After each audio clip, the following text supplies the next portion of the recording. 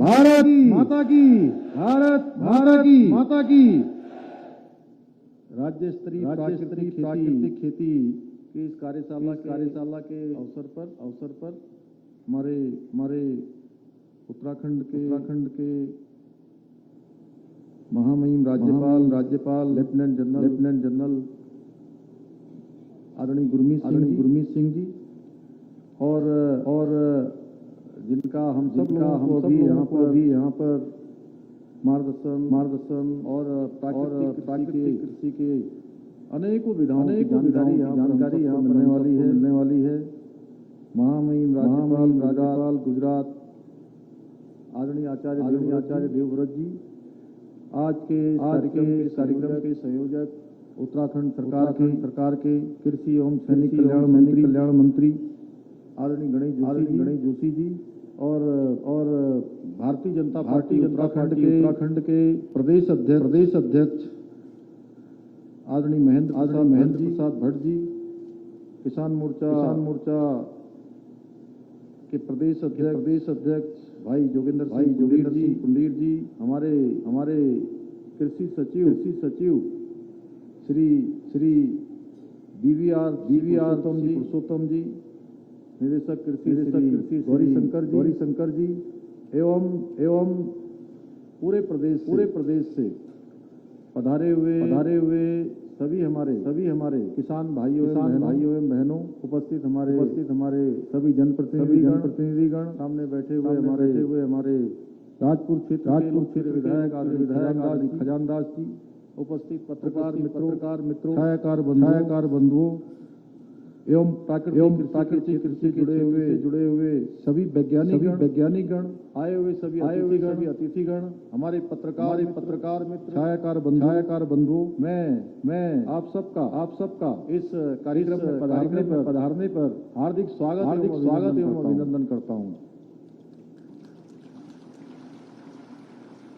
इसके साथ साथ मैं एक बार जोरदार चाहूंगा, आज पूरे देश के अंदर लगातार हमारे देश के प्रधानमंत्री मोदी जी के नेतृत्व एवं मार्गदर्शन में जो कार्य आचार्य देवव्रत जी ने किए हैं, वह अपने आप में अभूतपूर्व है। उनके बारे में जितना कहा जाए उतना कम है। भारत की संस्कृति और माता के संरक्षण के अभिनव कार्यक्रम को आगे बढ़ाने का प्रयास आपके माध्यम से हो रहा है। मैं चाहूंगा कि भूमि आने पर आपका जोरदार आप सब अभिनंदन करिए। आप सबका स्वागत है। मैं इस अवसर पर यहाँ उपस्थित समस्त अतिथियों एवं प्रदेशवासियों की ओर से भी आपका विशेष आभार प्रकट करता हूँ कि आप यहाँ पधारे। इस कार्यशाला के द्वारा हम प्राकृतिक कृषि को बढ़ावा देने के उपायों तथा प्राकृतिक क्षेत्र में किए जा रहे नवीन प्रयासों पर चर्चा करेंगे। मुझे पूरा विश्वास है कि एक ऐसा अमृत प्राप्त होगा जो प्राकृतिक कृषि की संभावनाओं के नए द्वार खोलने में सहायक सिद्ध होगा। भाइयों बहनों, हम सब जानते हैं कि जब भी दुनिया के अंदर भारत की बात होती है तो हमें कृषि प्रधान देश के रूप में देखा जाता है, जाना जाता है और माना जाता है। कृषि भारत की मूल व्यवस्था, जो हमारी अर्थव्यवस्था है, उसका मूल आधार है।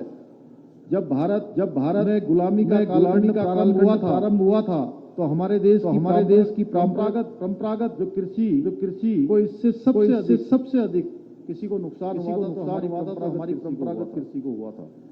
और उसको त्यागने के कारण से जहाँ एक और फसलों की गुणवत्ता में कमी आई, वहीं दूसरी ओर अनेक बीमारियां भी उत्पन्न। जैसा अभी गणेश कह रहे थे, यहाँ पर तमाम प्रकार के जो कैंसर है, डायबिटीज है, हाइपरटेंशन है, ब्लड प्रेशर है, तमाम प्रकार के रोग, हार्ट के रोग, लीवर के रोग, सांस के रोग, तमाम प्रकार के जो रोग हैं वो इस जो हमारी व्यवस्था थी परंपरागत व्यवस्था, उस व्यवस्था को त्यागने के कारण से हुई। आज प्रधानमंत्री मोदी जी के नेतृत्व में देश में कृषि प्राकृतिक कृषि को बढ़ावा मिल रहा है। और पिछले दिनों हमने माननीय गृह मंत्री जी के एक मीटिंग हमारी पूरे देश के मुख्यमंत्रियों की हुई थी। जितने भी हमारे मुख्यमंत्रीगण थे, सभी भाग किया था।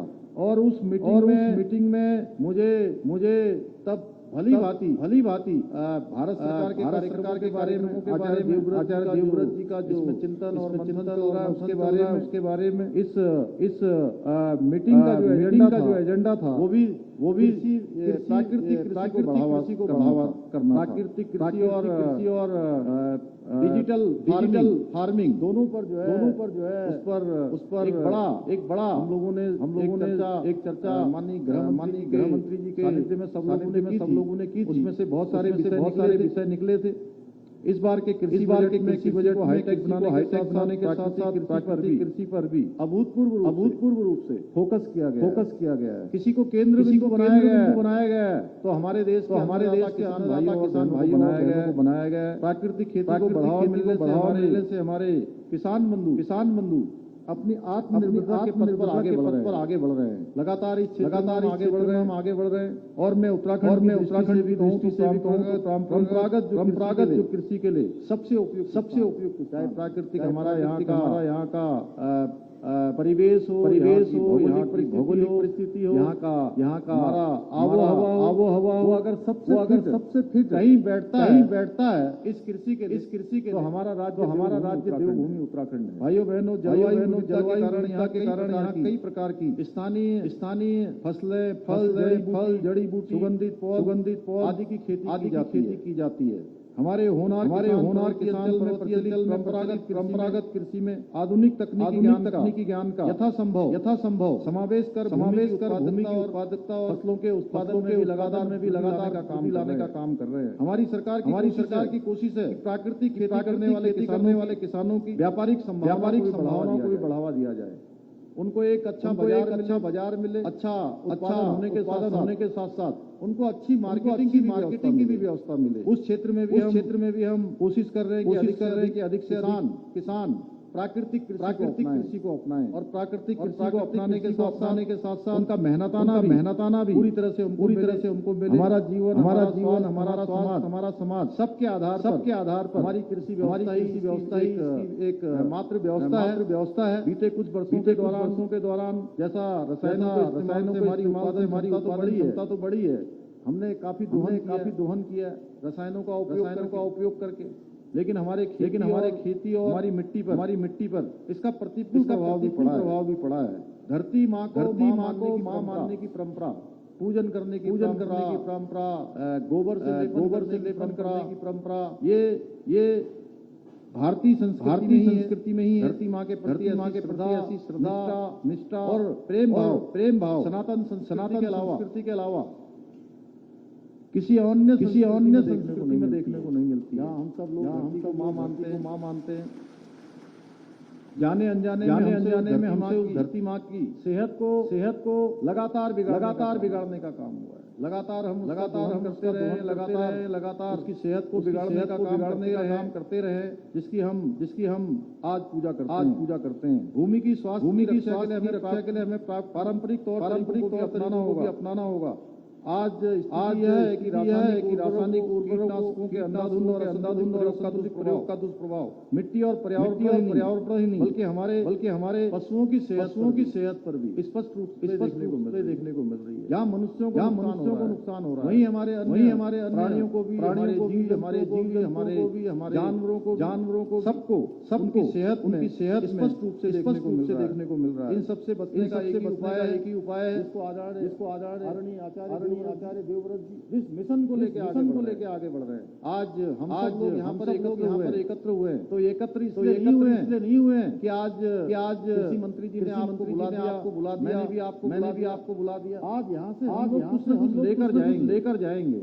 और ये जो कार्यशाला है, ये कार्यशाला हमारे लिए आने वाले समय के लिए एक मील का पत्थर साबित। मैं आप सबसे निवेदन करना चाहूंगा कि आप सब लोग आज जरूर आचार्य देवव्रत जी के मुख से जो बाणी उनके मुख से निकलेगी, उस बाणी को आप कहीं न कहीं अंकित करने के बाद उसको कहीं न कहीं क्रियान्वयन में लाएंगे। निश्चित रूप से जो हमारा मिशन है, जो माननीय प्रधानमंत्री जी का एक भारत श्रेष्ठ भारत की जो कल्पना है वह साकार हो और उस दिशा में हम हर क्षेत्र में आगे जैसा आदरणीय गणेश जोशी जी ने कहा कि हमने यह भी संकल्प लिया है कि 2025 जब हमारे राज्य की स्थापना 25 साल पूरा होगा, 25वां हम रजत जयंती जब मना रहे होंगे, उस समय हमारा कृषि विभाग वह भी बेस्ट प्रैक्टिस के रूप कोई ना कोई ऐसे काम करेंगे, चाहे वो कृषि के क्षेत्र में, चाहे उद्यान के क्षेत्र में,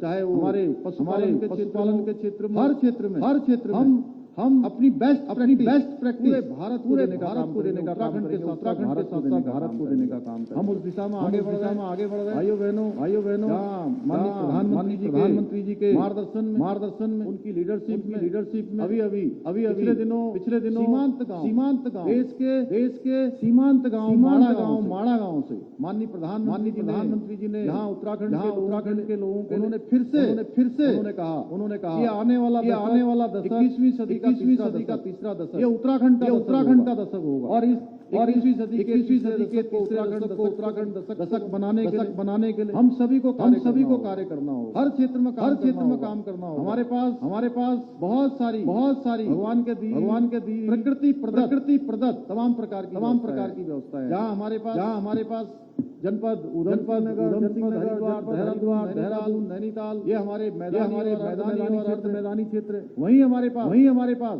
बड़ी पर्वतमाला है जहाँ नदियों से हम आच्छादित, वनों से हम आच्छादित, प्रकृति द्वारा हमको बहुत कुछ दिया हुआ है। निश्चित रूप से प्रकृति के साथ चलते हुए और हमारे विकास का जो मॉडल है, विकास का मॉडल हमारा इकोलॉजी और इकोनॉमी। विकास की दौड़ में आगे भी न चले जाएं कि हम इकोलॉजी को भूल जाएं। वहीं हम इकोनॉमी को भी क्योंकि हमारे लिए सब चीजों में हमारा नवोदित राज्य है और नवोदित राज्य में हमको बहुत सारे संसाधनों की भी आवश्यकता है, आर्थिकी की भी आवश्यकता है, अपने पैरों पर खड़े होने की भी आवश्यकता है। हिंदुस्तान के श्रेष्ठ राज्यों में शामिल होने की भी हमारे सामने चुनौती। तो हम सभी का समन्वय करते हुए इकोलॉजी और इकोनॉमी दोनों में समन्वय करते हुए उत्तराखंड हिंदुस्तान का श्रेष्ठ राज्य बनाने का भी हम संकल्प लें। और जिस क्षेत्र में भी हम काम करते हैं उस क्षेत्र में हम अपना श्रेष्ठ देने का काम करेंगे। इन सबसे जो भी आज मैं सच बताऊं तो निजी भाव से कि मेरे लिए भी खेती करना देव उपासना के समान है। मैं भी छोटा किसान लेकिन आज भी मैं जुड़ा हुआ हूँ। खेती के द्वारा पेट भरकर जो संतुष्टि प्राप्त होती है वह अलौकिक है। उसको शब्दों में व्यक्त नहीं किया जा सकता है। किस प्रकार से किसान को अन्नदाता की दी गई है, अन्नदाता की संज्ञा दी गई है। यही कारण है कि आज मैं खेती से जुड़ा हुआ हूँ और एक किसान होने पर मुझे गर्व है। मैं भी एक किसान और लगातार कृषि के क्षेत्र में सीखने का बचपन से प्रयास करते। हम लोगों ने कृषि भी पढ़ी है महामहिम। बचपन में कक्षा 7-8 में कृषि भी पढ़ते थे। हम लोग जो है सारे अपने अलग क्यारियां अलॉट होती थी और उन क्यारियों में हमने सीखा कि किस प्रकार जाती है और की जाती है। अलग से भी हम लोगों ने बचपन में शिक्षा लेने का काम किया है। मैं पूर्ण रूप से प्राकृतिक कृषि के पक्ष में हूँ और खतरनाक रसायनों को कृषि के लिए कतई भी उचित नहीं माना जा सकता। कोई भी उचित नहीं। वर्तमान में देश ही नहीं बल्कि दुनिया भर में प्राकृतिक कृषि की मांग बढ़ रही है। हमारा लक्ष्य है कि अधिक से अधिक लाभ उत्तराखंड के किसानों को भी मिले, जिसके लिए कि हम एक प्रभु द्वारा हमारी व्यवस्था भाइयों बहनों हमारा किसान सशक्त होगा तो हमारी अर्थव्यवस्था मजबूत होगी और मजबूत होगी। तो जो हमारा संकल्प है भारत फिर से विश्व पर आरूढ़ हो, उस दिशा में हम आगे बढ़ेंगे।